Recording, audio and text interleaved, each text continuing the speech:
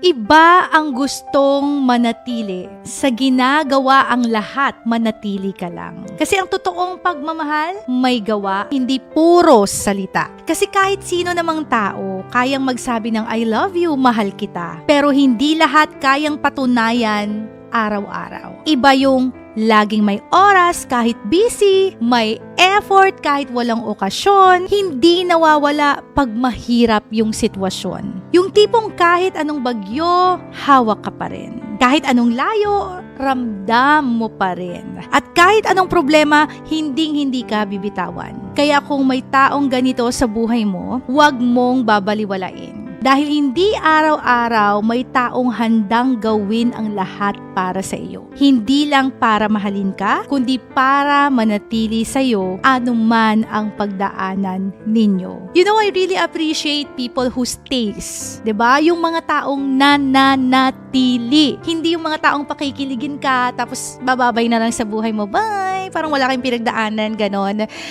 Mas gusto ko yung kahit hindi masyadong nakakakilig, kahit walang masyadong mga kung ano-anong grand gestures or mga ganap, pero nandyan siya kapag kailangan mo. Nandyan siya kapag hinihingi mo yung presensya niya. Nandyan siya lalong-lalo na kapag mahina ka o nanghihina ka sa buhay mo. 'Di ba? Sana i-appreciate natin yung mga taong ganun. Huwag natin silang baliwalain. Kasi alam nyo, minsan ang risk niyan kapag lagi silang nandyan para sa atin, hindi na natin masyadong binavalue yung presence ng tao na yun. Tapos, bigla na lang tayong masasaktan kapag nakahanap na siya ng iba, o kaya naman, nag-give up na siya sa relasyon, kapag kinuha na siya ni Lord, diba? Saka lang tayo, ay, mahal ko pala siya, ay, kailangan ko pala siya. Sana, hindi tayo dumating sa point ng ganun, diba? Sana, kapag nandiyan yung tao na laging nananatili sa'yo, manatili ka rin para sa kanya. Kasi hindi po madaling magmahal eh. Hindi madaling manatili sa isang relasyon, lalo na in the midst